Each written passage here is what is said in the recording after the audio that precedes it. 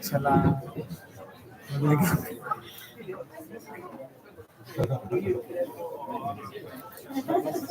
Buongiorno, iniziamo. Welcome everyone. Let us begin. Welcome again, Judith Butler. Thank you again for being here with us for this third meeting. You are working a lot these Italian days. You have been to Bologna. You met colleagues, PhD students, and so on. So thank you very much. You are very generous in all those days. We are worked a lot. So thank you. And last Friday we left off evoking the figure of Kafka. Yes. And now we are all eager to see him come among us to your words. So I give you the stage and really thank you very much again. Great, thank you. Can we see the parable itself? Yes. Okay. Il testo di Kafka, sì. Lo trova, se va sul catalogo dei corsi di studio, Ok. sulla mia pagina. Pausa. Pubblicità. Sorry, I sent it to... Yeah. Dove? Professore, però? Sulla mia pagina del catalogo dei corsi, del catalogo dei corsi di studio, c'è Tommasi catalogo corsi di studio. Questo, no? Esatto, lì in basso a destra c'è il testo di Kafka. Tutti i racconti. Sì. Ecco. Okay, beautiful. What do they call it in Italian? Okay. La questione del... Okay.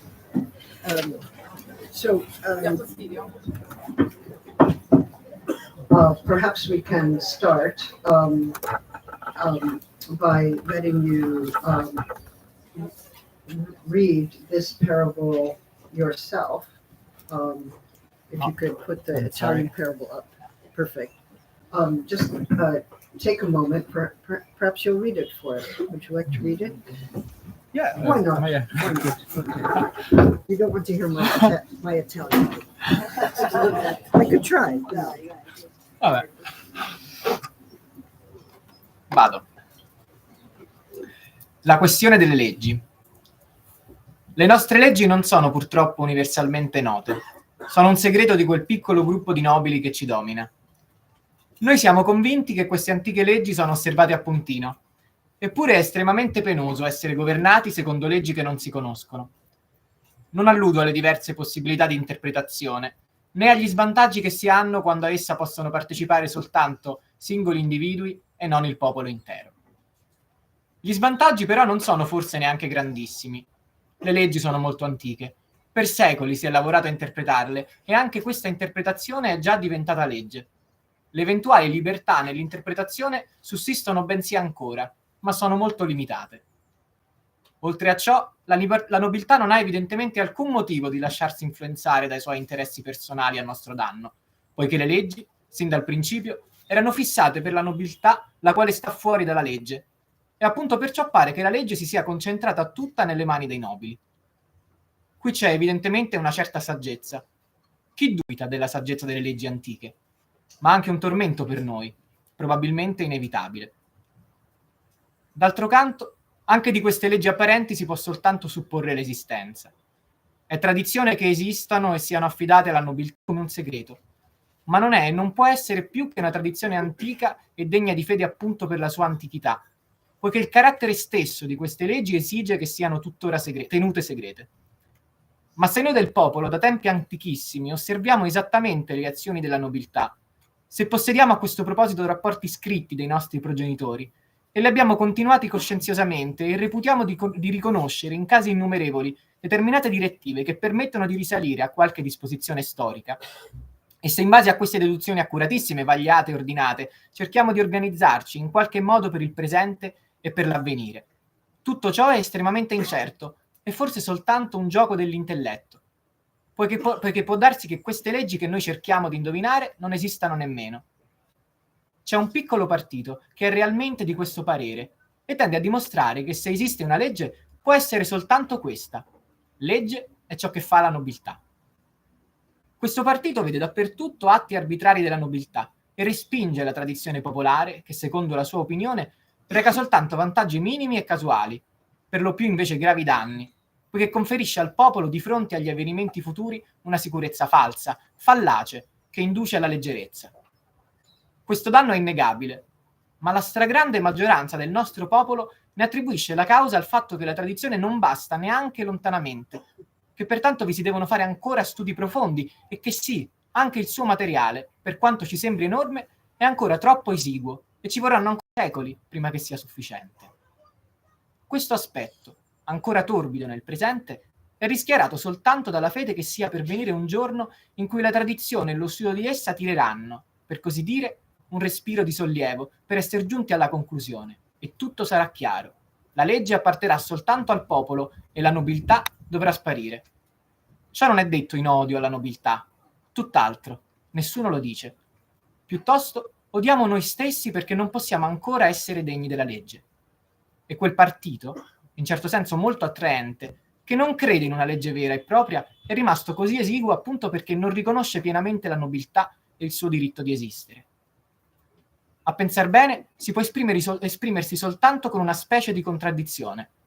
Un partito che, oltre alla fiducia nelle leggi, ripudiasse la nobiltà, avrebbe subito le adesioni di tutto il popolo. Ma un partito così non può nascere perché nessuno osa ripudiare la nobiltà.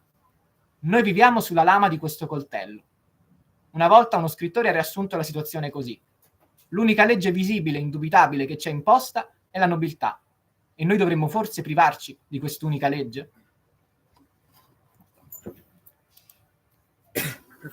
Thank you.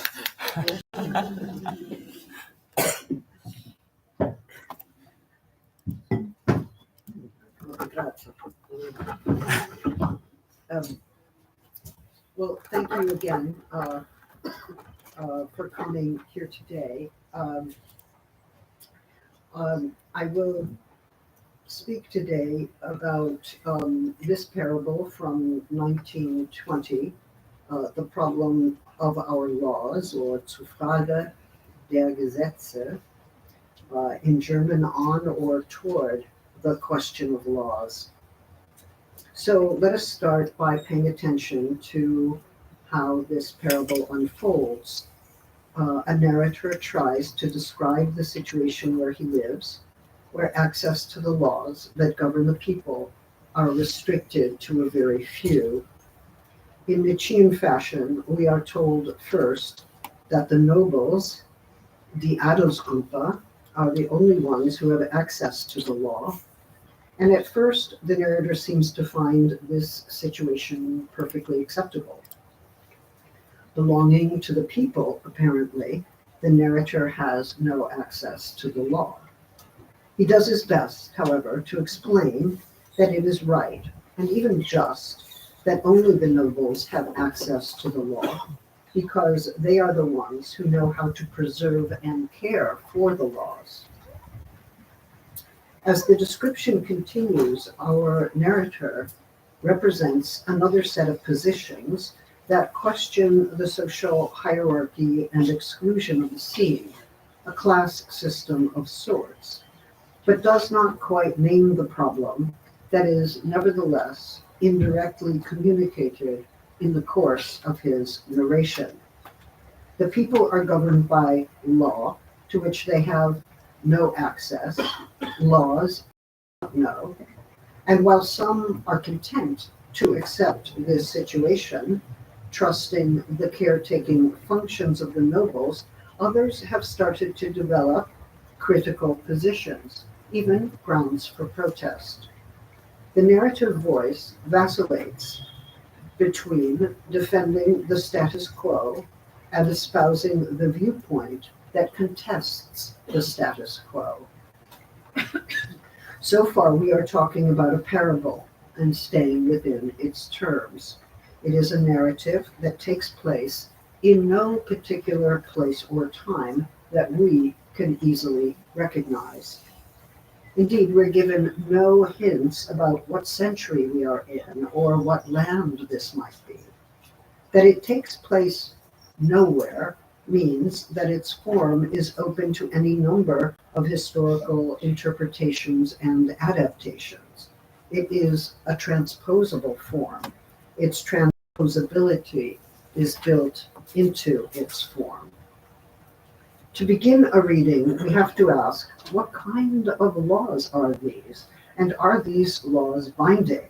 Do these laws bind the people together? If the people are bound to the law as they are bound to one another, then the law tells us who the people are. At the same time, it asks whether or not they are legitimately governed by laws they cannot know. Whoever the people are, they have, for the most part, an unknowing relation to the law that binds them together. It is a neutral voice with which Kafka's narrator proceeds, but it quickly starts to waver.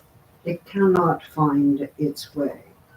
The voice appears not to know what law position to follow. At one point, the narrator remarks that it is painful for the people, qual for uns, anguishing for us, not to know the laws by which one is governed. And one reason it is painful is that there is no way of knowing whether or not one is complying with the law.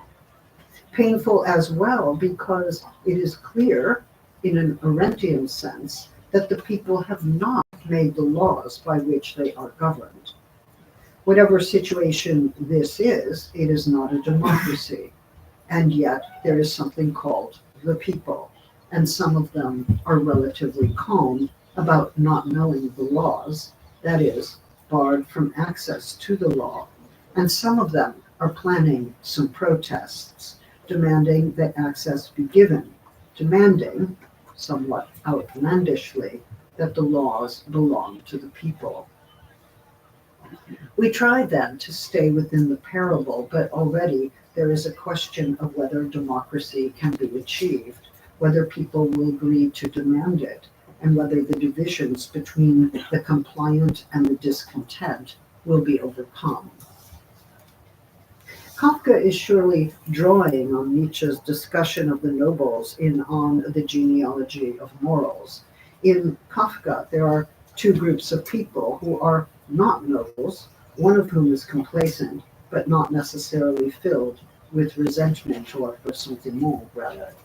They are more or less asleep when it comes to the question of democratic self-rule, or they are fearful of living without forms of social hierarchy that have conventionally ordered their lives. The other group is wondering how to get access to those laws and whether the laws even exist. They are the ones who come up with an idea that the narrator seems almost involuntarily to share, namely, it is not just that the nobles have exclusive access to the law, but they safeguard the social hierarchy that places them above the people. That social hierarchy is itself a law, the law that mandates and reproduces inequality. So, the nobles not only have exclusive access to the law, but a law securing their exclusive access is also at work.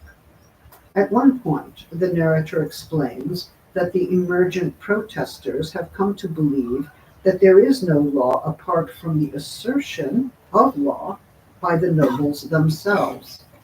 What the nobles do is law. Was der tut ist Gesetz. The doing of the former is the being of the latter. What the nobles do becomes the being of law. They bring the law into being at the moment that they claim to have exclusive access to the law, which raises the question of whether the law is finally a law of exclusion. Or maybe that law exists only in the assertion of its existence, or rather in the speech act itself. This is the law. That utterance is made by someone who takes themselves to be authoritative, who is already established as a representative of the law. The law is the law, the tautological anthem of legal positivism. If you ask whether a law is right or wrong, just or unjust within the framework of legal positivism, you are directed to the law to come up with the answer to that question. The law gives the exclusive grounds by which the law can be criticized or revised.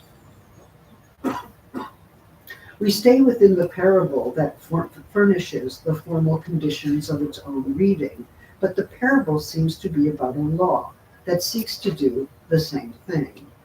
Is the parable capturing the law, or is the parable captured by law? In Kafka's parable, the overwhelming majority believe that the tradition is not yet complete, which means that the tradition continues into the present and the future and will achieve some kind of completion in time. They note that they have to look into the tradition with scarce resources and that it will take centuries before they have adequate resources to look into the tradition. Without such resources, they would have to wait for a complete revelation of the law, perhaps past their lifetimes, or perhaps past several lifetimes before anything approaching completion could take place. The majority view, described as effortless, is guided by a belief that both the tradition and the resources, Forschung, which is really research, for looking into it will in fact become more complete and adequate in time. At that time, it is conjectured, a breathing space will be opened, and apparently then, in this indefinite future, the law will belong to the people.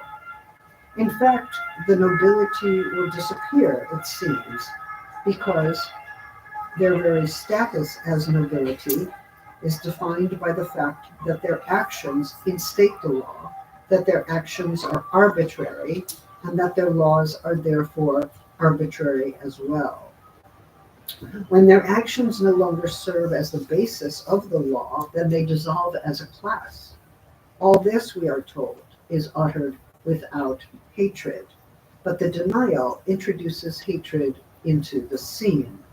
The nobles may not disappear physically, if they have a physical existence, but they become perhaps what is called the people, das Volk. The distinction between the nobles and the people disappears, or so it would seem logically to follow, when it comes about that the law belongs to the people. But that happens only in a future both uncertain and unrealized. The narrator makes clear that this prospect of the laws belonging to the people does not entail hatred for the nobles. Rather, self-hatred is rather the predominant tendency. Quote, "We have not yet shown ourselves worthy of being entrusted with the laws," a claim that shows the lingering presence of what Nietzsche called slave morality. They blame not the nobles for their capricious exercise of power, but themselves. The small party, which earlier held to the view that the law is whatever the nobles do now, is said to hold a slightly different view, namely that there is no law. Although this conclusion could be a scandal, threatening to plunge the people into disarray, if not nihilism, it turns out that the insight that there is no law generally supports the continuing status of the nobles and their right to maintain exclusive access to lawmaking and to law preserving. Well, why should this be? Perhaps in this second version, the small party holds that there is no law, and therefore anyone who claims to have or know the law, or claims that their speech act determines what the law is as justified as anyone else. There is no supervenient law to which one has recourse to correct or check that performative, illocutionary assertion of law. Any number of conclusions could follow, such as revolution, anarchism, radical democracy. But none of these come about, and the reason for that is named as fear, or lack of courage. In the final paragraph, a contradiction, Widerspruch, which in German's great, a contradiction, it's great everywhere, because it's a speaking against. A contradiction is formulated Any party that would repudiate, verwerfen, all belief in the laws and in the nobility would have the support of all the people. However, no such party could come into existence, for no one would dare to repudiate the nobility. Well, two contradictory claims are held at the same time. The people support exposing the rule of law, the claims of the noble, and no one would dare to challenge the exclusive access claimed by the nobility. In other words, they have the requisite knowledge for repudiating or overthrowing the operation of power, but they cannot act on what they know because they fear life without the nobles. What, we may ask, is life without the nobles? Well, we are given no image of such a life except for the figure of breathing space. But even that question seems to be posed in a trembling way. Are they, the people who know enough to overthrow, acting from the fear associated with slave morality, exposing the false power of the nobles, yet unable to live without them? After stating what the narrator calls this contradiction, he swiftly becomes identified with the people who know and do not act, thus embodying or voicing the contradiction. The Widerspruch is a kind of speaking back to one's own speaking, and so not precisely a logical contradiction, but an apparent incompatibility between two points of view simultaneously held. The narrator summarizes the situation with the claim, "We live on this knife's edge. Auf dieses Messers Schneide leben wir." It would be difficult under the best of conditions to live on a knife's edge, and doubtless more difficult for a plurality to do so. Since the start of the parable, we have had no idea where the people live, and it turns out to be a tortured topos indeed. There is a particular knife on the edge of which the we lives, and this surely seems like an unlivable place, a place of perpetual risk and threat. We live, in other words, in a place which is no place, but rather a cutting instrument, perpetually exposed to a potential shredding or decimation. On a knife's edge, one does not exactly rest, for the edge of a knife is, at best, the side of a plane that is no surface, but only the rough edge where two planes meet. It is this potentially quite painful or even murderous edge that serves paradoxically as the ground of their common life.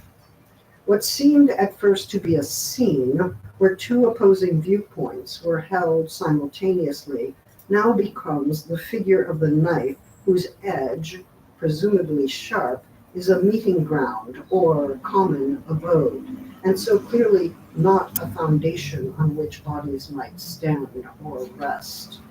To live there, on the knife's edge, is to live under conditions in which there is a constant proximate threat to life, where we might expect a condition of life that would protect against its destruction.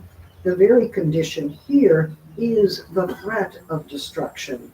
The knife's edge is, after all, the abode of life itself, and so the destruction of any notion of abode. The narrator then cites someone he calls a writer, has no name. The narrator puts some distance between himself as a narrator and this writer he appears to know. That writer voices another point of view, one that the narrator cannot adopt for himself, at least not at this moment in the text. We've seen how a viewpoint has been elaborated as belonging to another, only to witness how the narrator collapses into that very viewpoint. That seems to happen here as well. The narrator relates that, and I quote, "A writer has summarized the situation this way. The whole visible and indubitable law is the nobility, the nobles, der Adel. And must we deprive ourselves of that one law? Das einzige sichtbare, zweifellose Gesetz, das uns auferlegt ist der Adel, und dieses einzige Gesetz sollten wir uns selbst bringen wollen. Sorry, I know German and not Italian. Je pas français. The statement is strange because now the law is said to be the nobility, not just what the nobility says it is. The narrator suddenly collapses into the very credulity that he has ascribed to the compliant or complacent people. He's not quite separate from the people he describes. If we return to the question, how do we follow law if we do not have access to the law? We find that at this juncture, at least, to follow the law is to prop up the nobles, to refuse the option of taking them down.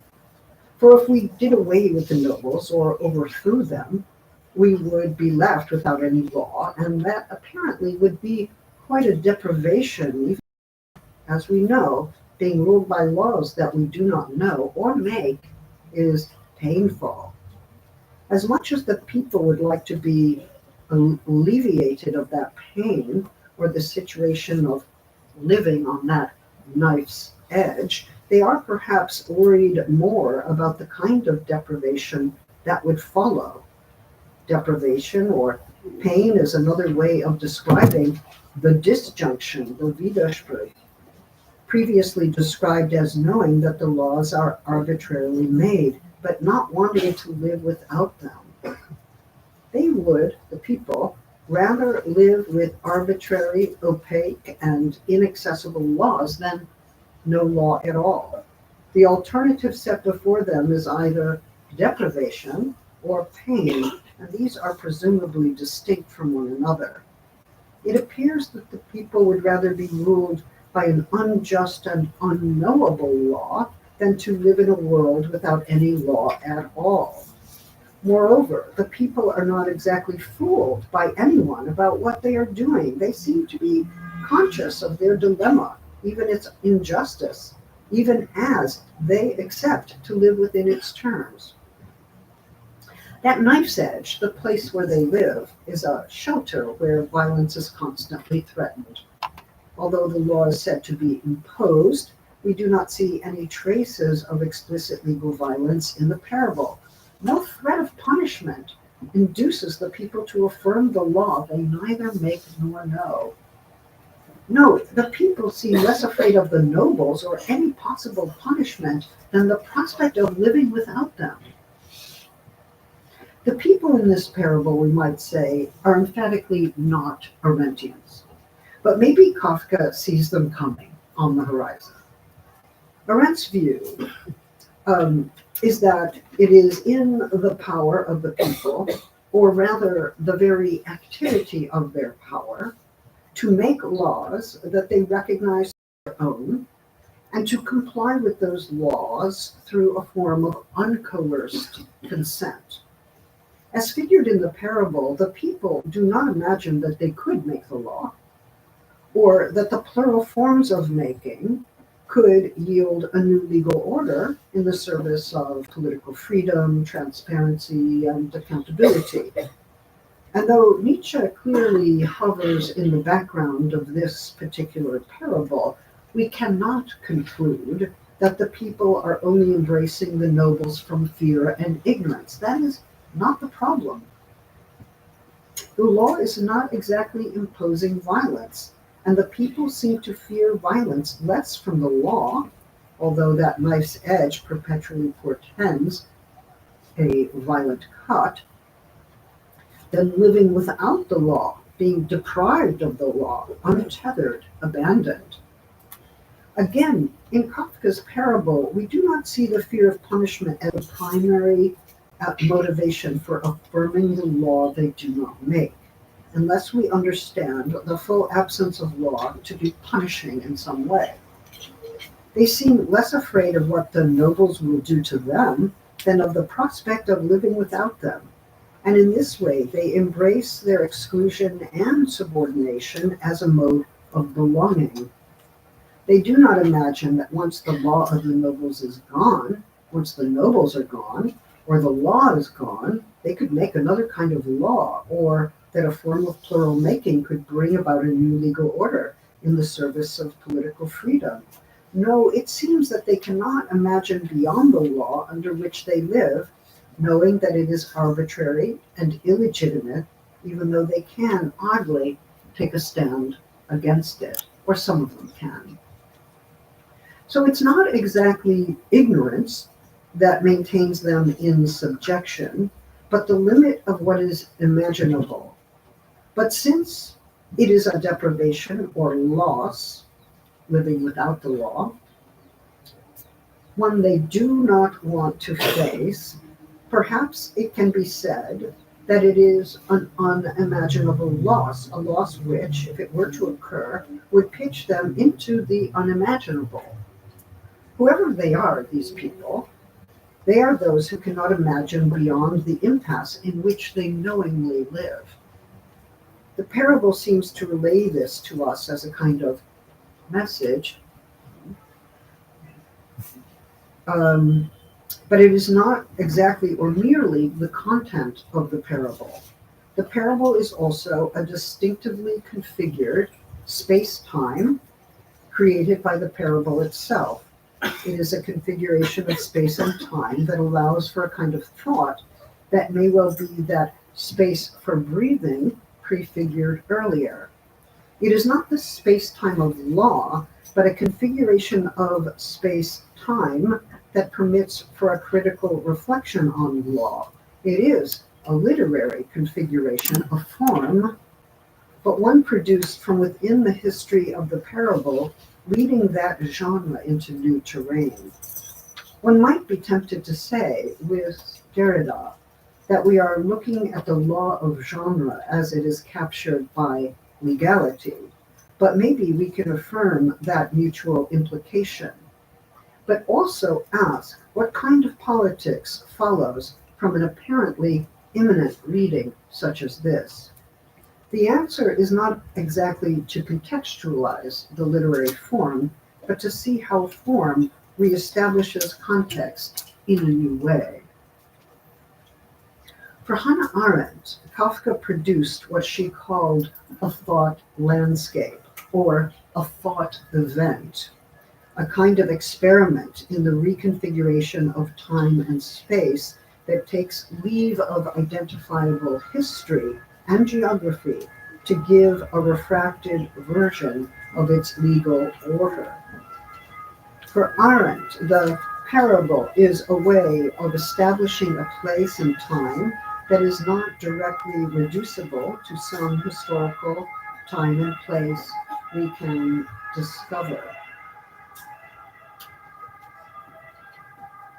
It is not an allegory of that sort, or if it is an allegory, it is one whose clue or key has been lost. That was at least the way that Adorno put it in his notes on Kafka, a formulation with which Benjamin concurred in his own short writings on Kafka.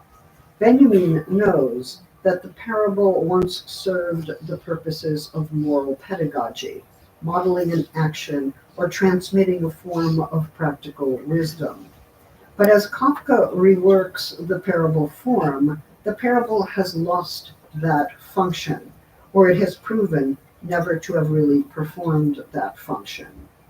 Whereas the parable was supposed to supply a story that illuminated some aspect of the law, as in the Jewish tradition, the Agadah, the oral tradition of stories, serves the halakha, the archive of laws. Now it is the very absence of law that becomes the exclusive concern of the parable form. The parable we are reading, which should be called On the Question of Law, or even Towards the Question of Law, sets its own terms for what can be imagined. So for any reader who stays within its own language, one finds that one can only imagine beyond the limits it establishes on the imaginable, by breaking from the text, finding another ground, reading Hannah Arendt or Nietzsche to supplement the sparse pessimism of the parable, or by filling in the blanks that are quite deliberately crafted by the author. So though we may want to stay with a formal reading of the parable pushes us outside of its form. We can even say that the transposability of its form means that it is a form that is constantly breaking open to new contexts. So that's improper English, but it's the only way I know how to say what I'm saying. Don't copy me. At the same time, the parable is constructed as a kind of prison or a site of capture from which it proves necessary to escape. It prepares for an escape, and it makes it almost impossible to break out. In this way, we are captured by the parable that tells us about how law captures those who should, I should think, rebel against its impossible terms. Indeed, one advantage of reading Kafka comparatively, in relation to Nietzsche, Benjamin, or Hannah Arendt, is that it sets off the parabolic constellation of the imaginable, exposing what it rules out, exposing that order of rule and the limits it imposes.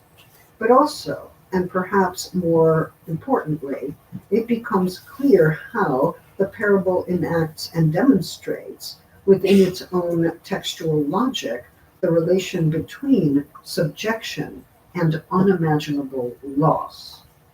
That is, the loss that one will not survive, or a type of deprivation that will eventually lead to the loss of life itself, at least life as we know it. In fact, the parable addresses the problem of law and poses a set of questions to and about the law, even as it is itself in the grip of law, and as it lets us feel that grip as we read. The parable can give us no glimpse of what is beyond this law, and that no glimpse becomes the law of its own form. The form of parable, in other words, is yet another iteration of the law, the one that imposes limits on the thinkable and the imaginable, the one enacted by the parable, but not precisely thematized within its terms. Is the closure of the parable like the foreclosure of thought, or does it enact that foreclosure? Not quite. The parable ends with a question form, opening up a prospect for another law, or perhaps even an uprising. And although this question is posed by the character called the writer, the voices of narrator and writer seem now to be collapsed. The singular, transparent, and indubitable law that is imposed on us is the nobles. For this law, should we bring ourselves down? Destroy ourselves? Das einzige sichtbare, zweifellose Gesetz, das uns auferlegt ist der Adel. Und dieses einzige Gesetz sollten wir uns selbst bringen wollen? Umbringing, of course, is also a term for murder. So the question here is about whether self-murder is the price one pays for keeping the law, which one obeys without knowing why, without even knowing what the law is.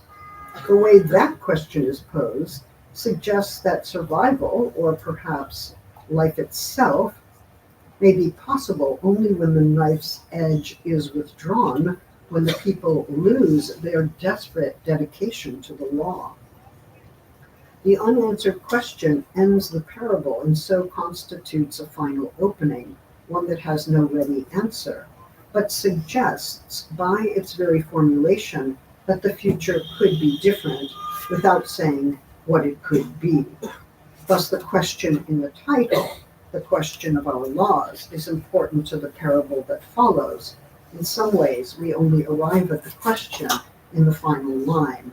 The posing of the question suggests a critical distance, if not the makings of a critical theory of law. We may remember that in Nietzsche, the noble is the one who gives form, who gives imperative declarations, who exercises performative power to bring something new into the world or to affect the world in some consequential ways. If this is so, that anyone who undertakes such acts, then anyone who undertakes such acts becomes a noble. But it is not by virtue of being a noble that the act is performed. In other words, the nobles become nobles through the acts they perform and not the other way around. It's the act that is decisive. The identity as noble or as superior is constituted by the act. Yes, the act that institutes law is form-giving, and it becomes an example of that superior, aggressive, and commanding power in Nietzsche's terms. But the one or the ones who constitute law also constitute themselves as lawgivers. Both law and the author of law are created at once and through the same stroke, the same form-giving act. On the one hand, the act of law constituting is a linguistic declaration that has the power to bring law into being in a single stroke. Saying it makes it so. On the other hand, it is a form of freedom that is exercised without any prior authorization and certainly not within the terms of an established contract. Thus, when Nietzsche claims that this stroke of form-giving strength is fate, he describes not just a natural force of inexplicable strength, but rather some radical form of freedom, his word, exercised in language or some other sensuous medium that establishes it as effective power. According to the logic Nietzsche gives us, the nobles would dissolve if others were to operate that power. Nietzsche thinks they will not, but, as with Kafka, there is no reason not to imagine with and against the terms he has given us. Those mired in ressentiment may well overcome themselves, engage in that form of self-surpassing that is also characteristic of the noble. If they do, they all become nobles, or the very distinction between the nobles and the people starts to dissolve. He reminds us, Nietzsche here, that the very idea of the people is a formation of the state. The state binds people together through law, and they become a people as a result of the state's formative power. And yet, if the people lose their fearful investment in the very social hierarchies by which they suffer, then they can turn the very idea of the people against its origins and generate new formations of the people beyond and against the social division of power and the cruel distribution of punishment, at least in Nietzsche. One is struck perhaps by the way that Nietzsche's reflections made their way into Kafka's parable and indeed his fictional world of law. But one is also clear that Benjamin, in 1921, a year later, or possibly in the very same year this parable was written, was also drawing on Nietzsche's account of both fate and punishment in the elaboration of mythic violence. In Kafka, however, there is no cyclical time in which law is unmade and made again. One lives with it or without it, and the impasse appears paralyzing, or nearly so. In Kafka, the people do not rise up against the nobles. There is no uprising. Yet that unthinkable possibility structures the scene. The parable builds an expectation of uprising that never happens, so it constitutes a checked form of anticipation. The problem is not that punishment has burnt a memory into the will and terrorized compliance has followed. It seems rather that the people fear living without law, and that their lack of access to the law is accepted to some extent as the status quo. I'm suggesting that Kafka's parable is a story about a failed uprising. They see what they need to see, but they turn away or forget what they see in order to continue under the same regime. a regime that not only deprives them of access to the law, but where it appears that the nobles make the law, or even more poignantly, the nobles are the law. If there are laws, and we are not sure that there are, then the nobles have made them.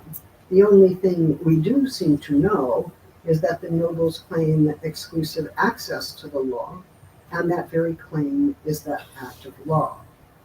The act of law is the act of exclusion itself, and the lines of exclusion produce the class distinction, the social hierarchy. The law says, let there be hierarchy, and those who instate the hierarchy will be in the dominating position. That continues to be the case until those addressed by the performative fail to give it uptake or expose its fabulating power.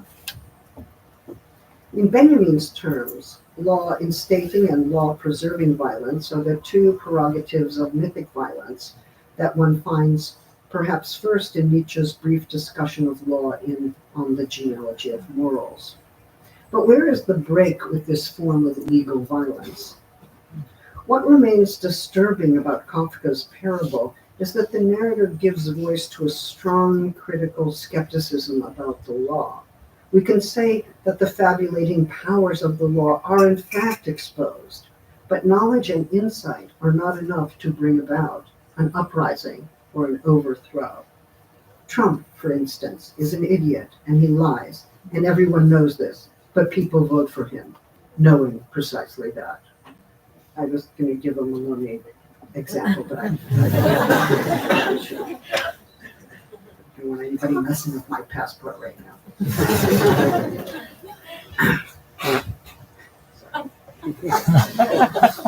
Insight into the false foundations of power are clearly not enough to overturn deep-seated structures of power, which include the emotional and phantasmatic investments in the appearance of commanding power.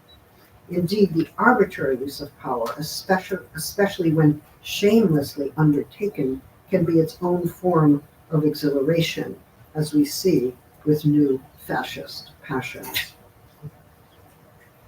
And yet it is important to take distance, of course, from philosophers like Nietzsche, for perhaps form-giving power is not the same as commanding power, and the people, however constituted they are by state and territory, are produced as a concept in discourse that can, in their practice, distinguish between domination and the power to give new political form to life. To pursue this question, we would have to bring Hannah Arendt into the picture, something I've done earlier. For the act of revolution and of establishing new law is for her the form-giving power of concerted action, a deed that belongs to no individual and no class, but emerges in the course of a rising up, a dissolution of the law that opens up the possibility of making new law, or, if you're an anarchist, living without law. I would like to return to Kafka's description of the people who are denied access to the law to explore the wider implications of this reading, since I have suggested that a formal approach to the parable, that is to say, an approach that attends to the form of the parable, leads us to an exit from the parable, and that the parable refracts a political context through a kind of thought experiment that reconfigures both space and time. It is important that we cannot locate the historical time described in the parable. A transposable set of truths seems to be articulated, one that allows for new contexts to be illuminated by the parable. For instance, the narrator refers to the pain and even the anguish of living according to laws that one does not know. The form opens onto a contemporary context Kafka could not have known, yet the fiction of law prefigures the simultaneity of capture and abandonment we see in our own legal landscape. Indeed, Kafka's parable prefigures the situation at several borders where the first confrontation with the law is a punishing one. The first exposure to law is the incipient moment of violence. It's painful not to know the law, especially when one is expected to follow it. And this can happen for several reasons. The law is literally inaccessible, written in a language or form one does not understand. The law keeps changing, so the law is not stable enough to become an object of knowledge. The law exists, but for some reason it is withheld from the ones who are bound to follow it. Philosophers and sociologists have considered what it means to follow a rule, and philosophers of law have considered how it is possible to comply with a law. In both cases, the law must be knowable, but the one tasked with compliance must be in a position to comply. In other words, the conditions and powers required of compliance must first be in place for anyone to comply with the law. Ought implies can. It's a Kantian dictum. If the law excludes those from whom compliance is required, the problem becomes more acute.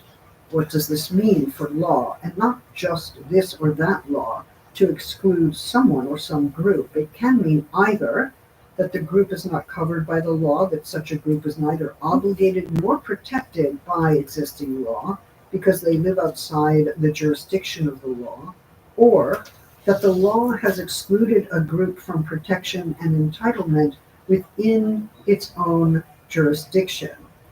Of course, it is possible to be partially protected or entitled, at which point we are faced with an operation of power that distinguishes and regulates gradations of citizenship and legal belonging.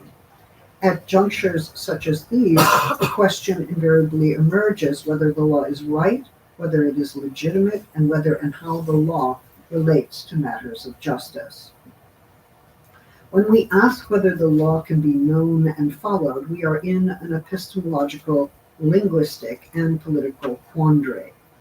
The question of whether or not someone can comply with the law seems at first glance to sidestep the broader question of whether it is right to follow the law. And yet, by starting with the quandaries of compliance, we can open up other questions regarding whether the law at issue is right, just, or even legitimate. When migrants or detainees are charged with non-compliance, an assumption is made that they know the law and hence knowingly defied the law. But it may be that they seek to enter a state's jurisdiction under international law only to find that state policy or local regulation forbids that entry. In such cases, one law conflicts with another law, and migrants are forced to live that unresolved conflict in the mode of indefinite detention. There are other such examples.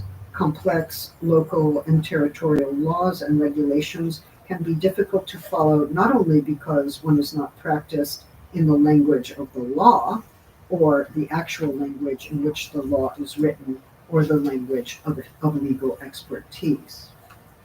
When in moral and legal philosophy we ask why we are supposed to follow a law or a set of laws, we are sometimes concerned with the consequences of the failure to obey. A great deal of scholarship on civil disobedience and dissent focuses on such questions. What are the consequences of refusing to serve in the armed forces? What follows if one refuses to pay taxes on moral and political grounds? In such cases, we deliberate on what would happen if we failed or refused to follow particular laws. And in some cases, the civil disobedience is meant not only to highlight the injustice of an institution, the military or the tax code, but the legal regime in which those laws exist. When and if we start to object to a legal regime tuteur, we call into question the legitimacy of a particular system of laws. And once we have deemed a law or an entire legal regime to be illegitimate, then we have surely lost the grounds for following any of the laws that belong to that regime. If we determine a legal regime to be pernicious, racist, or unjust, the legal regimes of slavery, apartheid, or genocide, for instance, then surely we have grounds to call for the dismantling of that regime. We act in the name of moral or political principles, not only to refuse to follow a law, but to overcome a legal regime in its entirety. This pertains to the legitimacy of states rather than any right to exist. And when the two are conflated, we are forced into an untenable binary.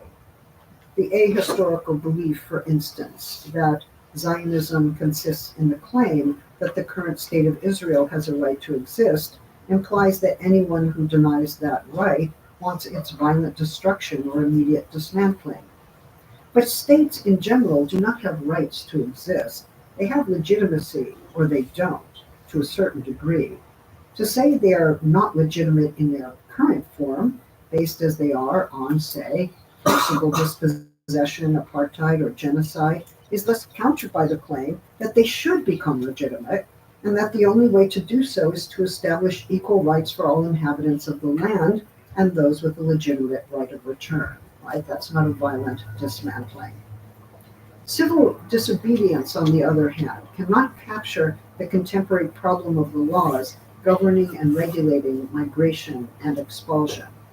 If the laws regulating migration are written in a language to which migrants have no access, or if those laws are not fully known for some other reason, then a trap is set. The people bound by a law they do not know are deprived of the knowledge they need to comply with that law or to resist it. Lacking knowledge of the necessary conditions for compliance, they cannot possibly comply, and yet they are punished for that very non-compliance, as if they had a choice about the matter. But how can anyone even deliberate on moral or political grounds on whether to follow a law if one is not able to discern what the law is or on what grounds it stakes its legitimacy? If one is excluded from the law in the sense that one is excluded from knowledge of the law, then how is one supposed to follow the law? This paradox forms a crucial dimension of injustice that goes beyond the paradigm of civil disobedience. It's not necessarily unjust to break the law, nor is it always just to follow the law. We know this from resistance movements against fascism, slavery, apartheid, colonial occupation. When an existing legal code or regime announces or implies that it constitutes the domain of justice, then it conflates law with justice, precluding the possibility of a critical position on the law itself. To some extent, this critical position is described as outside the law, looking on or looking in, as if one were not necessarily subject to its demands. There are, however, at least two ways of being outside the law. The subject who can undertake civil disobedience is already within the law, that is, recognized, entitled, and obligated by the law. Law breaking is then a deliberate act with mindfulness about its consequences, refusing to serve in the army when military service is obligatory, and refusing to do so on moral or political grounds.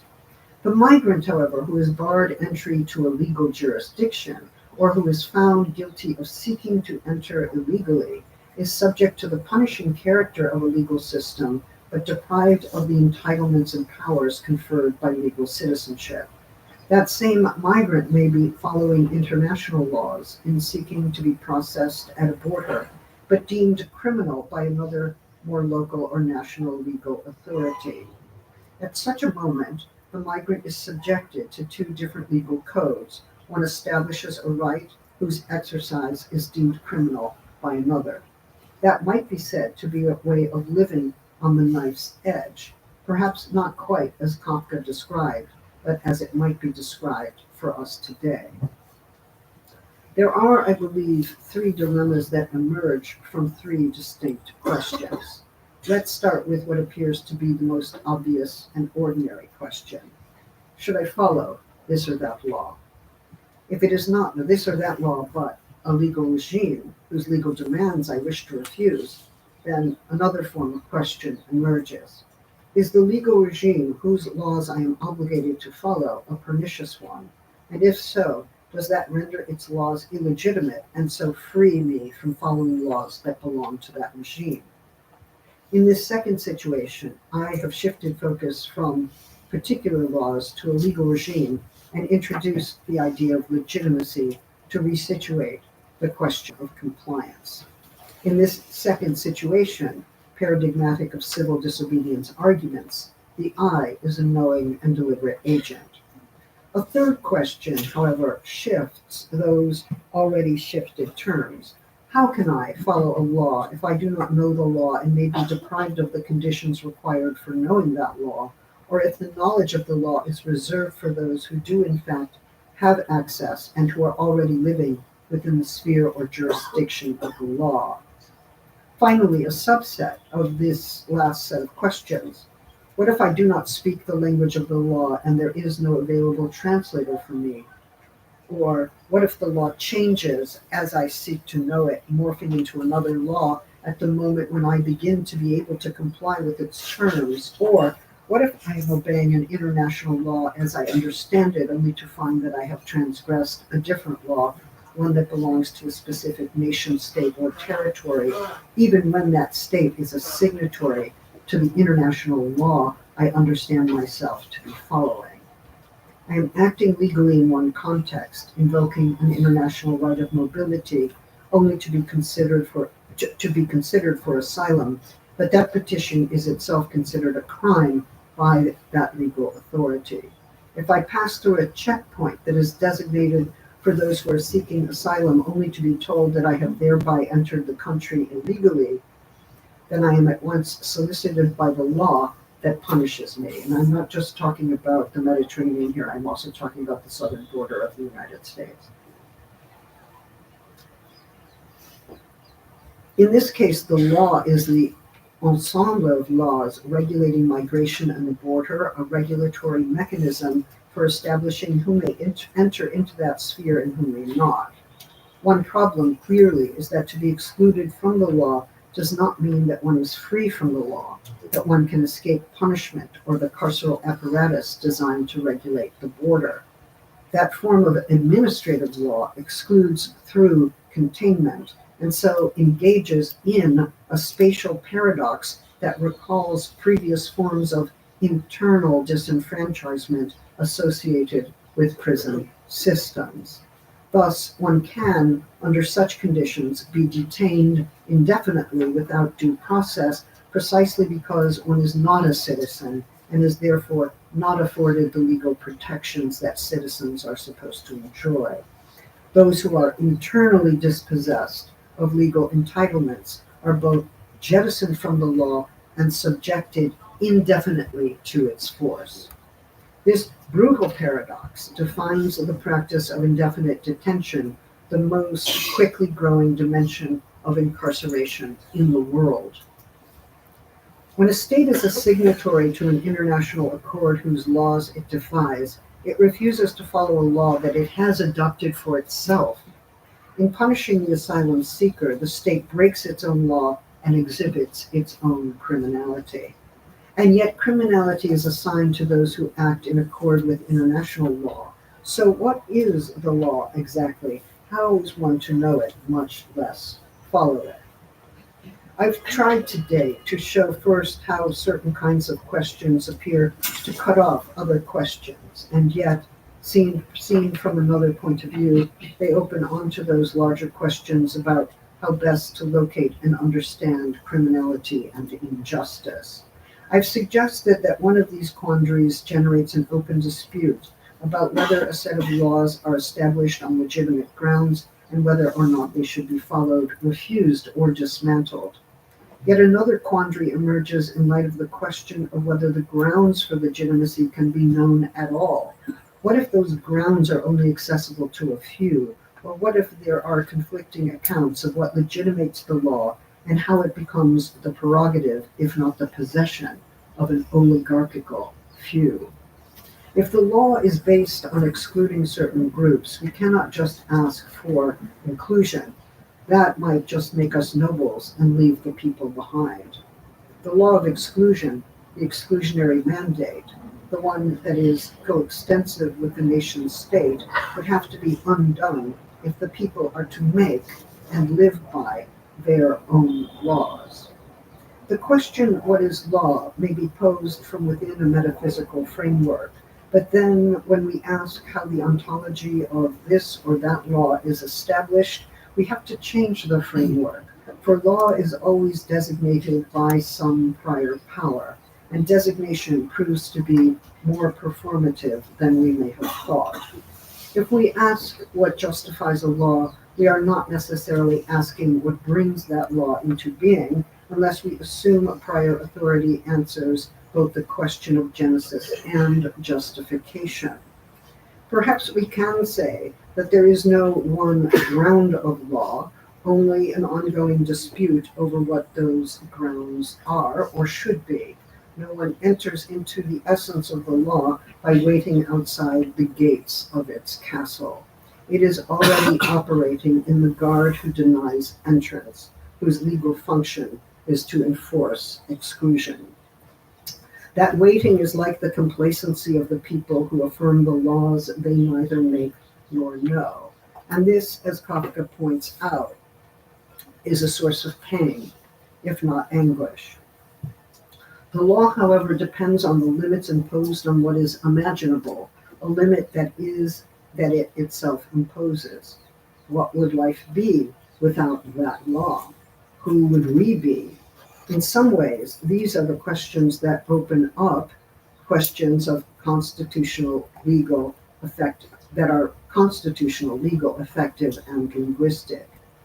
This pain is different from knowing which law to follow. It is the pain of not knowing which law is the law that one is supposed to follow, which law is binding, which law is the law. If we are philosophers in the position to sort just from unjust laws, or just and unjust uses of law, then we have already settled the question of what law is. We first come to know the laws, and then we sort them into different categories. We ask about their justification, we find our criteria, and then we decide. A good night's sleep surely follows. But if we do not or cannot know the law, or if such knowledge is blocked, even prohibited, then we can neither know those laws nor distinguish among the just and unjust laws.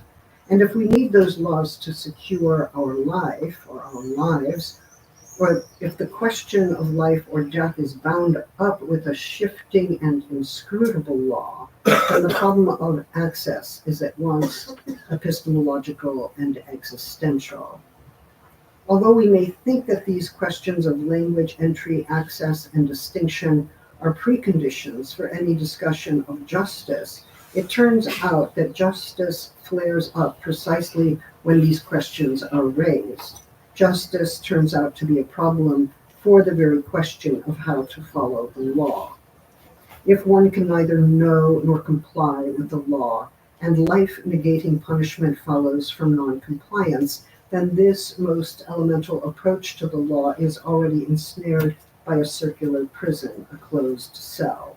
The law takes on a spatial and ineffable quality, a form of torture, a promise of open-ended process that devolves quickly into indefinite stasis. We think perhaps that if someone fails to comply with the law, they will be charged, tried, and possibly end up in prison. That sequence we know and expect, but that is precisely not the sequence. The prison starts, as it were, with the question of how to gain entry into the law, how to gain access to the law. The one waits. The one who is waiting is already captured by the law. If the law appears first as a bar, a ban, a prohibition, an exclusionary mechanism, then the question of entry is already bound up with a law that assumes the criminality of those who seek to enter.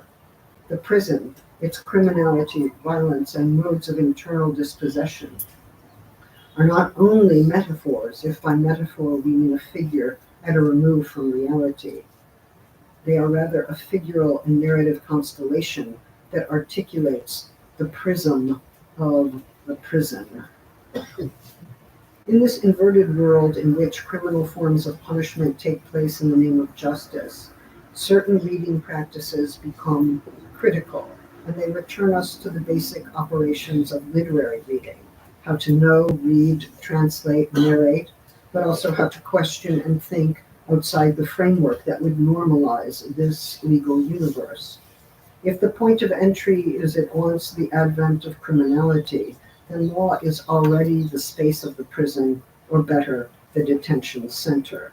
To follow its logic without exactly complying with its laws becomes the way to pry open the closed and vicious character of law's criminal circularity.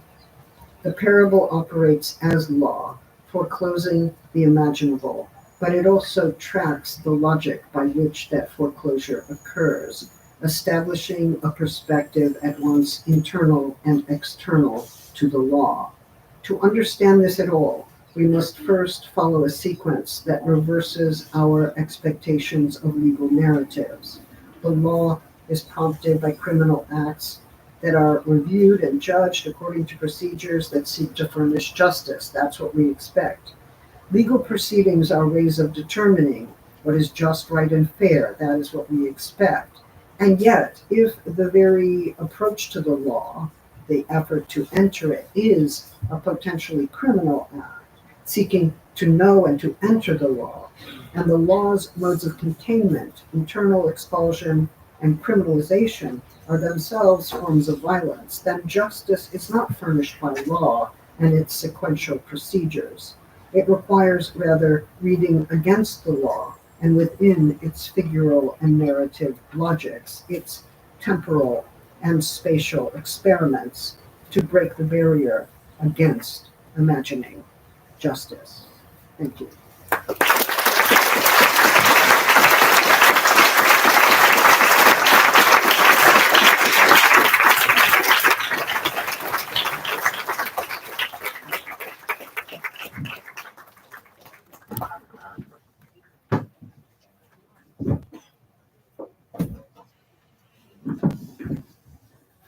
Thank you very much for this beautiful lecture. I was really impressed not only by the content of the lecture, but if I may say so, also by the method, by the magistral way to deal with the text, your formal confrontation with the form of the parable by Kafka, and the way of getting into the parable and getting out of the parable. So that was really, for me, that was really magistral. Please, if someone on the back, se potete accendere l'interruttore, grazie. Let there be light. Interrogation room. So I will give floor to the public. Are there any questions or curiosity? I guess also I will give. Yes, please. Come to the micro, please. So just please. So we lost one chair, but if you please go here so that people who are looking at the streaming may see you. Thank you.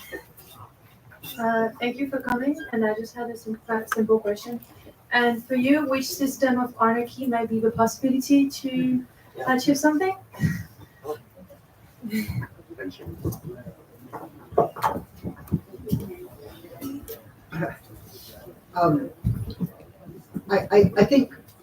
I think my reading opens up several questions. What about anarchy? What about revolution? What about making new law? What about making our own laws, or feeling or knowing that the laws under which you live are also those that you have in some sense made? So this is the Arendtian problematic. What I notice about, maybe I can answer you this way.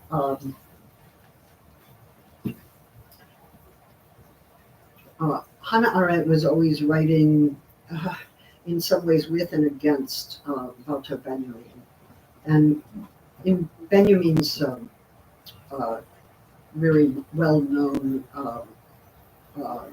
essay on the critique of violence, he leaves unclear what will happen once once legal violence comes to an end. He associates every legal regime with violence and leaves us at the end of that essay with a kind of open question in my mind of what is on the far side, what is on the other side of legal violence, what other future might there be. And many people have read this as an anarchist opening, and I understand that very well. I think for Hannah Arendt, there is an anarchist moment or anarchist condition of democracy. In other words, law that is taken down, legal regimes that are taken down, are made again, or new ones are made only when people come together in an assembly and freely formulate or make law together. So it has to be a plural form of making. So the people and their form of making precedes and legitimates any system of law, which means that assembly and the people and making are all pre-legal. They're pre-legal, they're political. So the way she separates this legitimate political condition of lawmaking is precisely by establishing the people not as a legal entity, but as a pre-legal entity.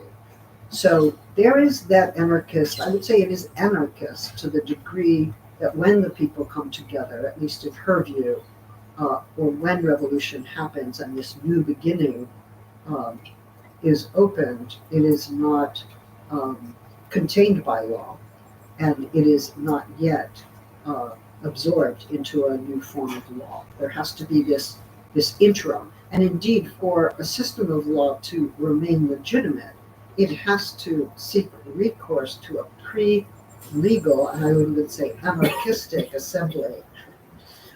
It has to keep that anarchistic assembly alive to keep its own legitimacy alive. So the legitimacy of law is always outside of law, and that strikes me as an interesting and perhaps not fully understood dimension of her understanding of the relationship between the sphere of politics and the sphere of law.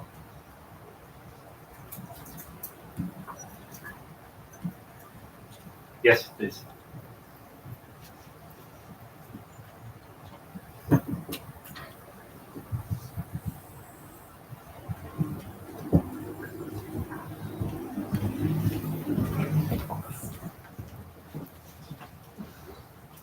Thank you very much for a fabulous talk. I was most interested in how you apply the parable to current historical moment.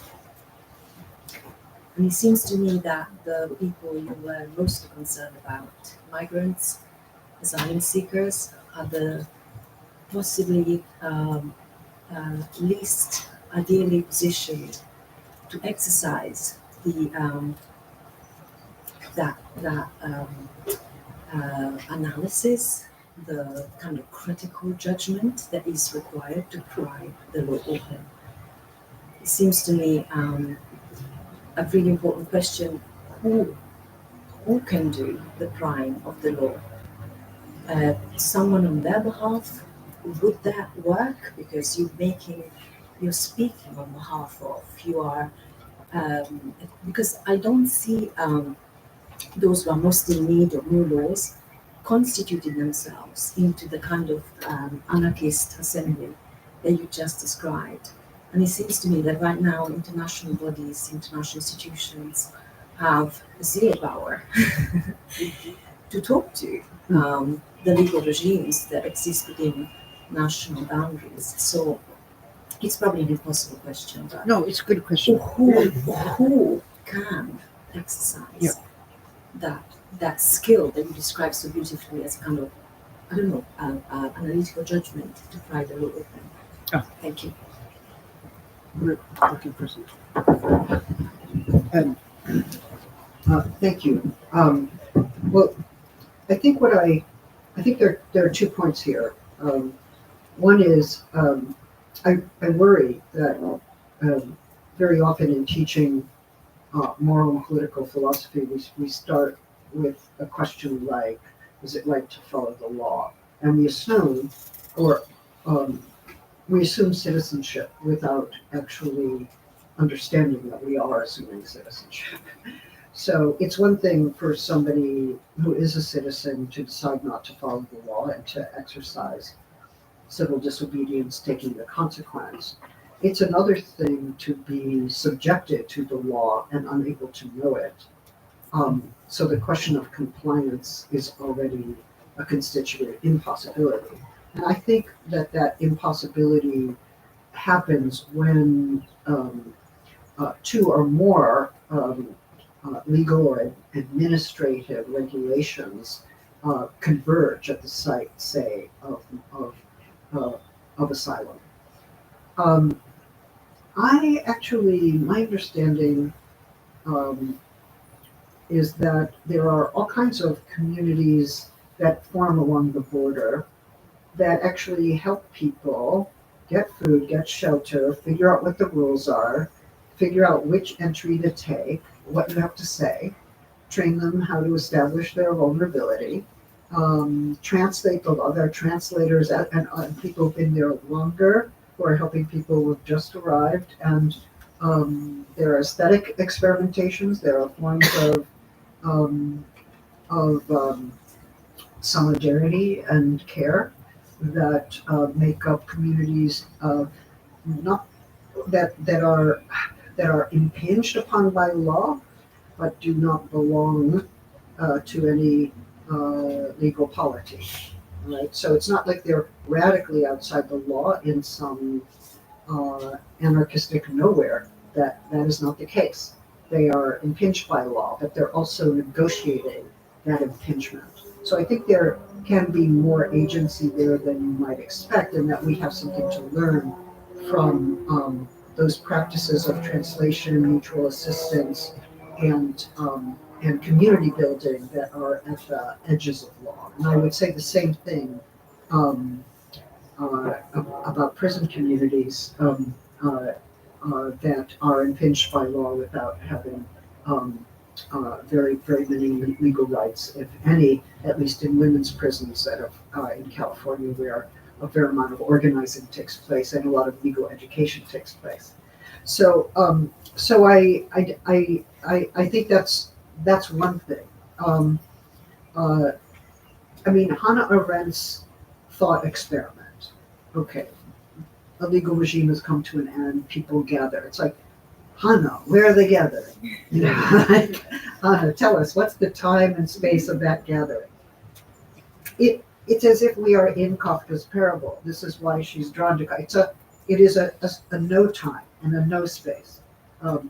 It is precisely a speculative experiment, a thought experiment, or what she calls a thought event, which is counterfactual and ahistorical, that nevertheless might give us some kind of perspective on the dissolution of legal regimes and the making of new ones. So transitional justice, perhaps, or legal transitions of that kind. It's not a recommendation or a model that we're supposed to take on. It's a way of thinking critically about living outside of laws that are being suffered in some way. So, within the parable, the problem is oddly not that people are afraid of punishment, but rather that they fear living without the law. They don't know what life will be without this law that they have neither made nor truly know. So that's asking us to kind of think psychologically about the attachment to law at a certain point.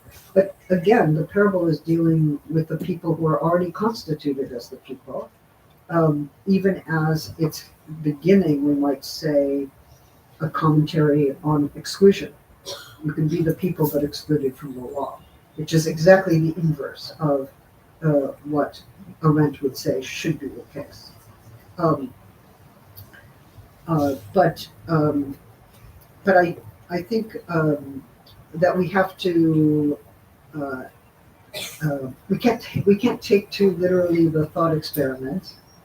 We have to enter the thought experiment in order to leave it, and then the question is, how do we leave it? What can we bring from it?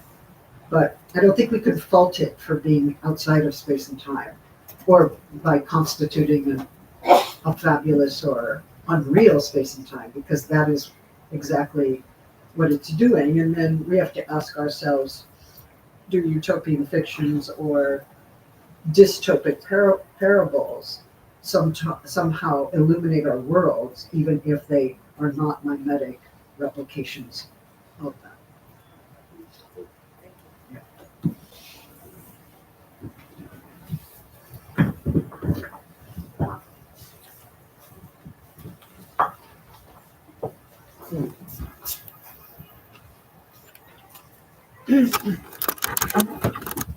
Thank you, Judith. That was very exciting.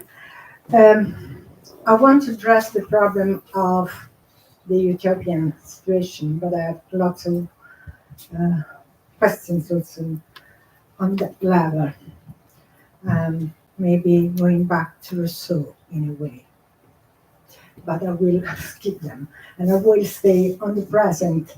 We are in space and time, and there is this situation you described so well. So I was wondering if you could say something on the idea which is defended by Beatrice Spivak in a wonderful essay called Writing is the Wrong. It's impossible to write the wrongs.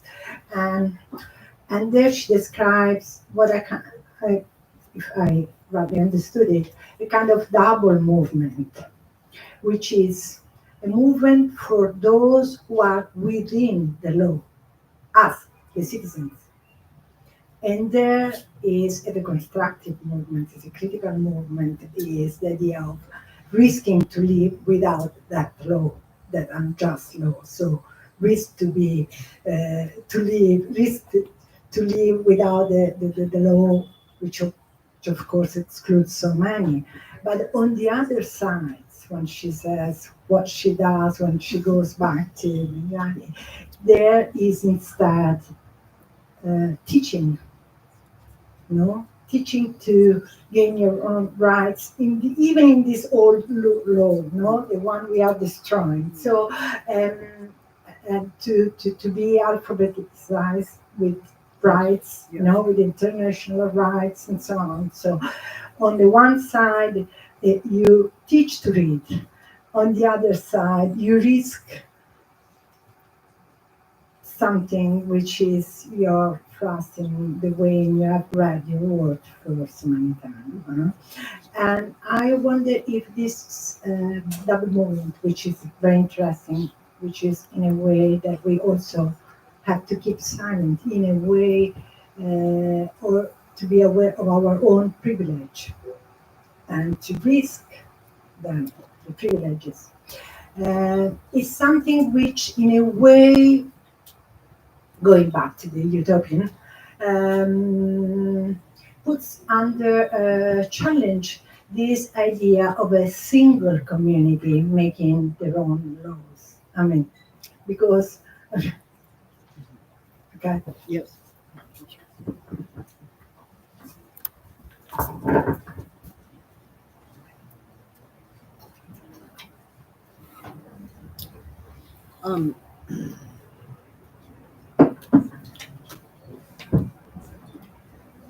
I think one of the key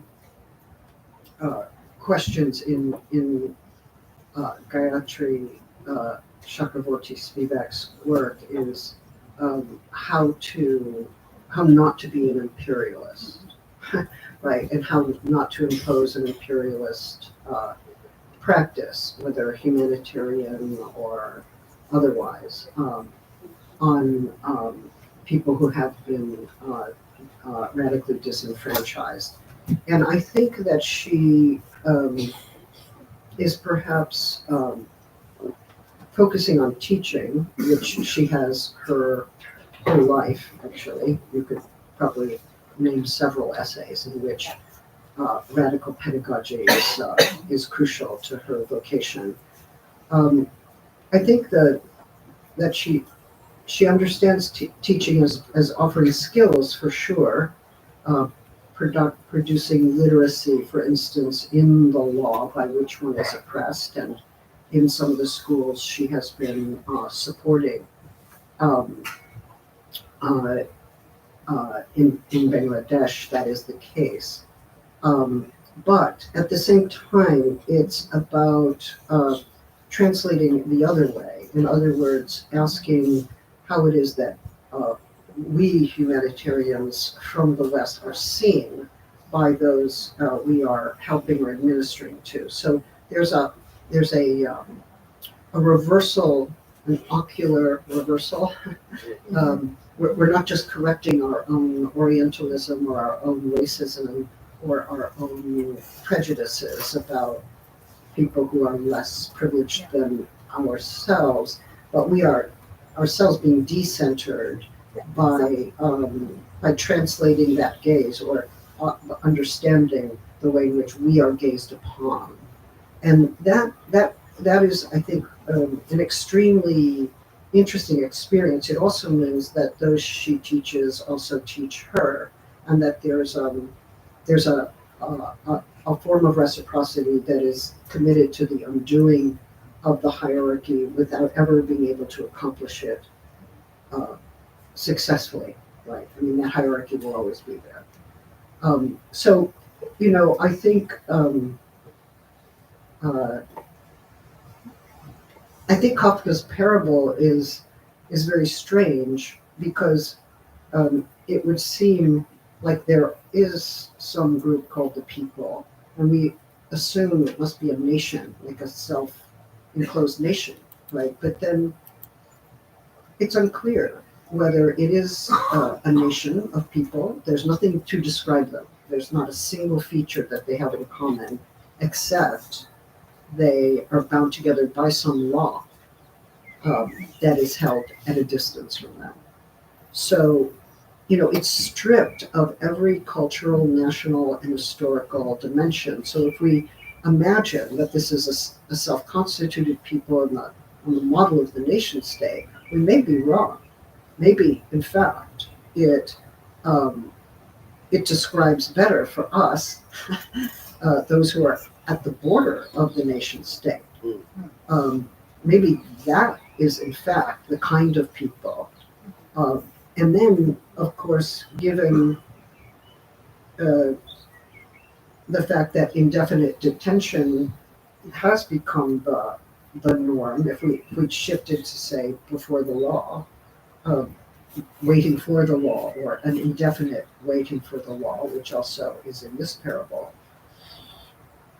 maybe it's the expansion of indefinite detention as a kind of norm of life for so many people, that is given a certain kind of temporal quality in a parable such as this. Now, again, I'm not saying this is Kafka's intention. I'm, in fact, saying we shouldn't care about Kafka's intention. Sorry, I love Kafka, but I don't care about his intention. I mean, I really love Kafka, and I read all the biographies, and I could tell you all about his intention. But I think his intentions are not crucial to the reading, because this form has transposed, it's so stripped bare of every national, I mean, it's in German originally. Okay, so we have that, and Das Volk is like, big, long, horrific history. But who are these people? We know nothing. So as such, it's a parable that opens itself to transposability, it calls to be transposed onto any number of contexts, and it is transposable. And then the question is, to what extent it is transposable? What are the limits of its transposability? It doesn't describe a situation, but it does illuminate a possible logic which may be at work in conjunction with other possible logics. And that's what that time-space allows. I don't know if I have answered you, but I do think that the aesthetic for Spivak is extremely important, right? The last huge book she wrote was fundamentally on Schiller, and her understanding of the experimentation of space and time as part of the imagination is critical to her idea of critical, of what is critical. There can be no critique without that aesthetic experimentation of a certain kind. So I don't know. I'll call her. We'll find out.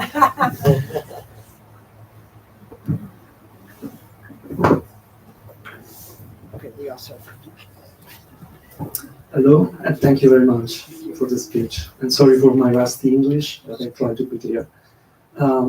You say that through Kafka that being abandoned by law is the biggest fear for people.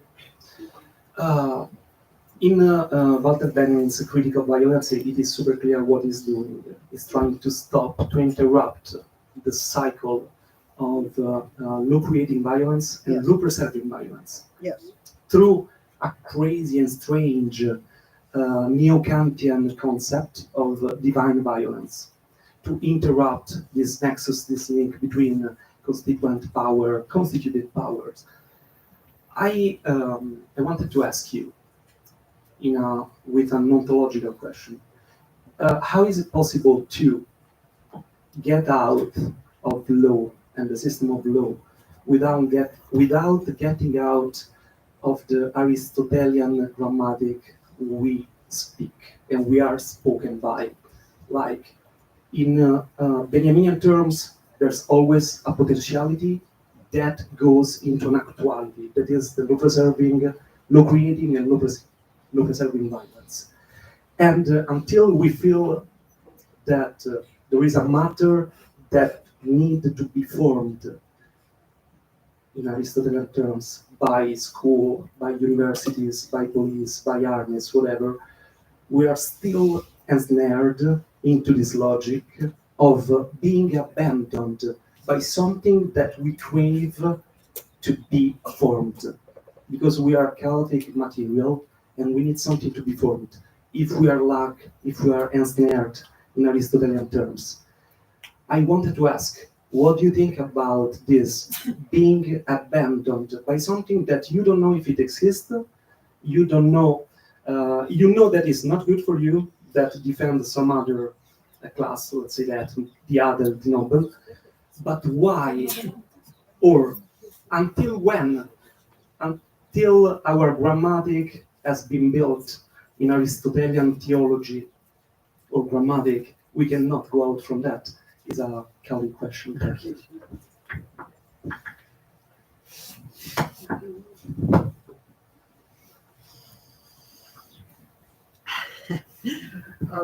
It sounds like you have a thesis or a book that you should definitely write, and I should definitely read.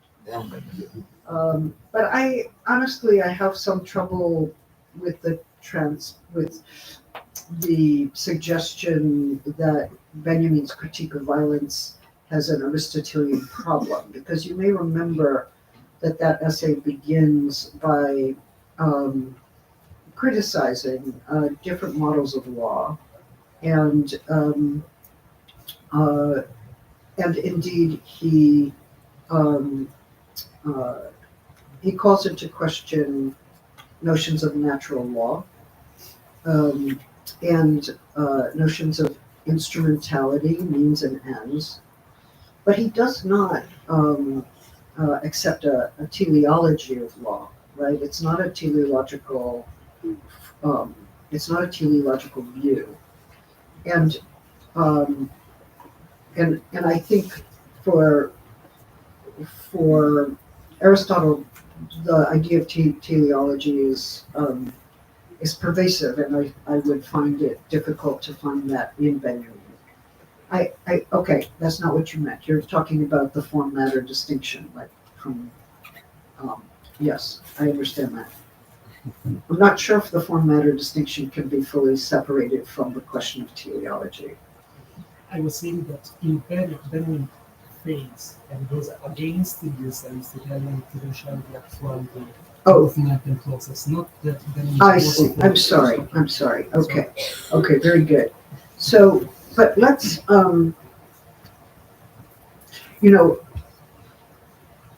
it's interesting to me that Benjamin and Kafka are writing almost the exact same moment, this parable, and Benjamin's text as well. Because they are wondering why law is not thrown off, and they stop precisely at a moment where it could be, and it isn't. I think that when Benjamin is talking about mythic violence, it's not just law constituting and law preserving. There's also a second section where he talks about the way in which law is understood as cyclical. So a legal regime is created and then it is taken down only to be created again. And he wonders what would happen if we broke with that cyclical regime. So that's different from law constituting and law preserving power. Although it would be a way of situating law constituting power within a cyclical notion of history. So the break with cyclical history is extremely important. You're right to say there's a Kantian overtone only because he did read Emron Cohen, which is of course so important there.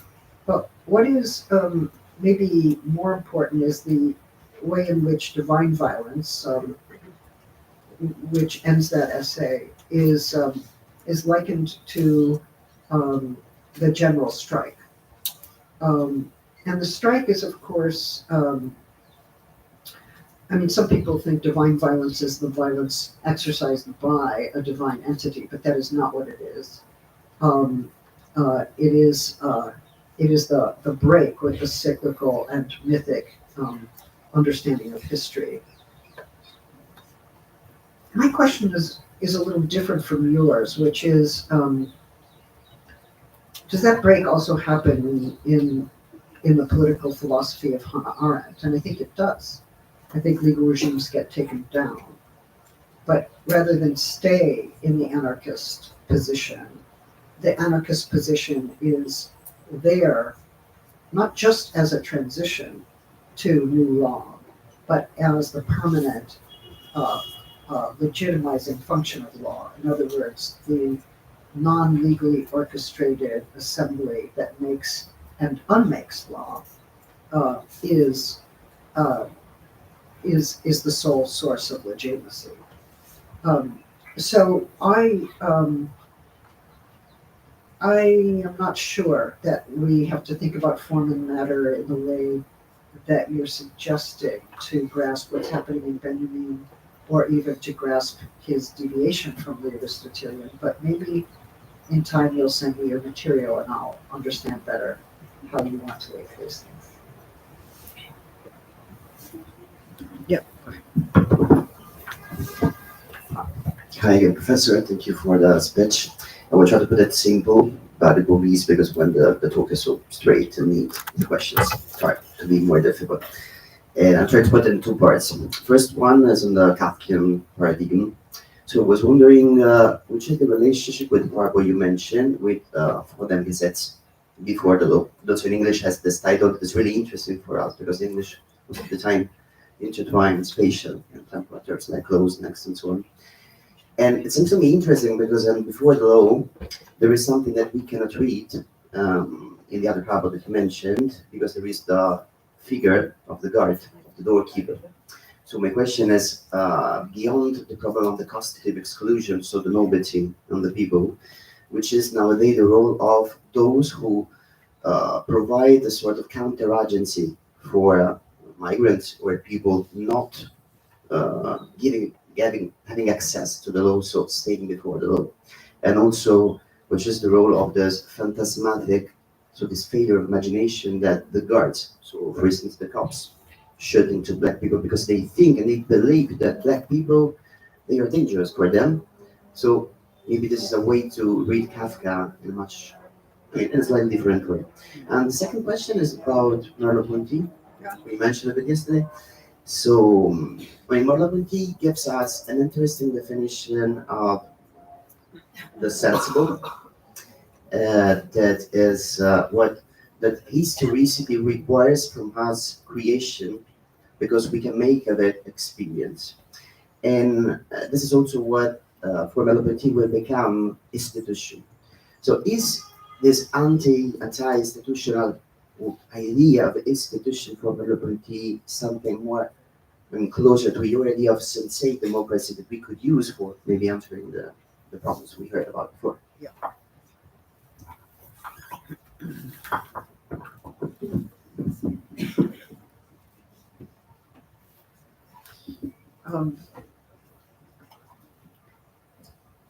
I was really hoping to stay inside the parable, but of course the parable keeps pushing you out, and then you're existing people with real questions, so I can't. I'm not sure I have a philosophy to offer in the most general terms that I can base on what I'm doing today. I may be savoring a critical perspective or trying to open one up in the midst of a normalization of law that I find quite disturbing. I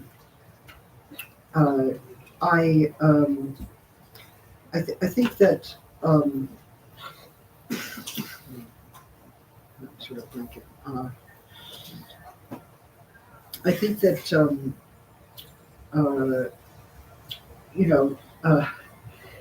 there is something about lawmaking power that I am concerned with in this essay, but it's not finally the lawmaking power of the individual or of the Nietzschean noble. And one reason I insist that the category of the noble depends on the act of making and is not the ground of the act. In other words, it's not the case that only nobles can make law. It's that rather that in making law, nobles get constituted as such. But if we understand that making power, and maybe this is also an Aristotelian problem, that making power, that performative power as plural, and we think about a plural form of making, what world do we make together? What rules or laws do we give ourselves? It seems to me that there is a constitution of the people. There's also a constitution of plurality, and an overcoming of hierarchy that is being imagined in that way. But that is precisely what one might say, that Arendtian notion is precisely what is unimaginable in the Kafka parable, and it's also strangely what the parable knows is unimaginable to itself, right? So this moment, it is a political psychology in a way that we're left with. What does it mean to be so deeply attached to a law you didn't make, you don't know, and has you living on a knife's edge? What is that? Why would you stay attached? Okay, we could come up with any number of theories of subjection, but what we can't say, at least in Kafka's terms, is that people can't, that people are afraid of punishment, because even at least in Kafka's terms, the punishment isn't really there. There's no punishing, there's no punitive dimension to law, except that law itself is punitive in the sense that it produces an anguished situation of not having made it and not knowing it and not knowing how to comply with it. Before the Law is a parable that editors have extracted from the trial, right? So the novel The Trial. Max Brod and others decided, oh, we'll make this into a self-standing parable. And they named it. Kafka never named it. Okay. And indeed, there's a larger question about what are Kafka's parables. They are generally extracted from journals, from novels, from unpublished writings, and then suddenly we have these things called a parable. Now, I do think there are forms like these that we can find, but so much of his work was ex post facto produced for readers' consumption that we have to wonder whether the genre is as discrete as it seems. So Before the Law comes at a certain point in the trial, and indeed it's a parable that's followed by a commentary. And one of the things that is said at the end of that commentary is that it may be that certain truths like universality are a lie, but we cannot live without them. And I think some of that same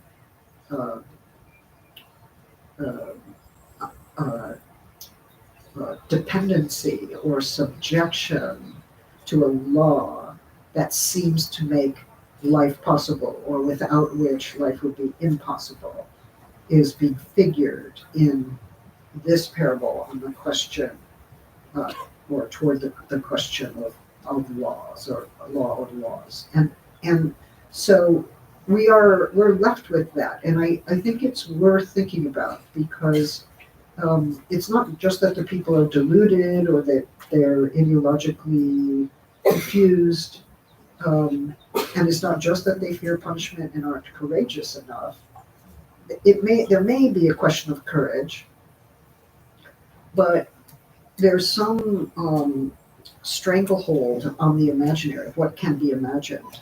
And it's not just a possibility that can be imagined, it's a life that could be imagined that is not bound to law in that way. So it is, I would say, an anarchist invitation that is made by the parable and refused by the parable. It's opened as a possibility and closed as a possibility at the same time. And that strikes me as a very interesting moment. It's not a prescription, but surely it can help us start to discuss why it is we think life is not livable without the illegitimate laws we know to be illegitimate. And for some, it is an existential question, especially at the border. Like, I actually need this law in order to live. But that's tactical. I would love to be without this law. You know, that's an impingement, we might say, of another order, or maybe that is the impingement that Kafka is giving us, and I don't have the answer to that. Yes, can we just I don't know what the time is, but Yes, I think it's over. Oh, okay, is it over? I've got to look. I think there's If you can make it very, very quick, because we have to leave the room. vacate. Okay. So 10 seconds. Yes, just a very short question. Thank you very much for the lecture, first of all. And I was wondering if we can also apply those literal laws to hegemonic laws. So, for example, if someone comes to a new country and they don't know the hegemonic laws in that country, can they actually be held responsible for not obeying these laws because they also didn't know that those existed? Yeah. Well, the short answer is that people are held accountable to laws they do not know. They are held accountable all the time. If you're asking me whether it is right and just that is the case, I would say no. And it may be that that a parable like this illuminates that injustice, and as at the same time that it shows us how or the manner in which that injustice is accepted as a necessary way of life, which is of course very dangerous. Anyway, thank you.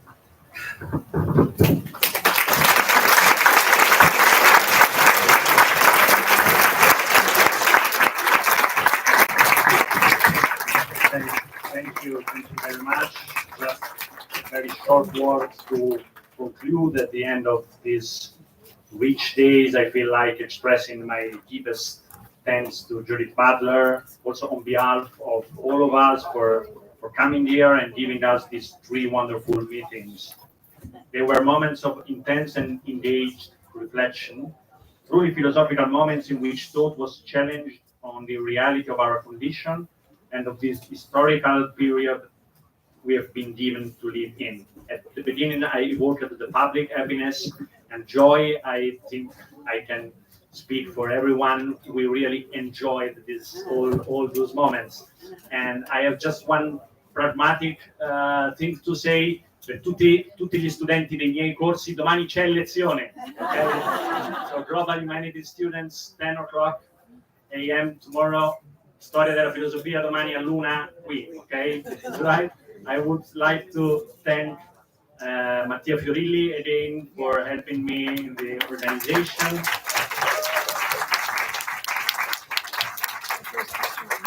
Yes, excellent leader, all their colleagues, Caterina Botti, Elettra Stemili, Sonia Mattai, who participated, all of the colleagues. I do not mention them all of you for being here, and obviously, again, thank you, Judith. Thank you very much.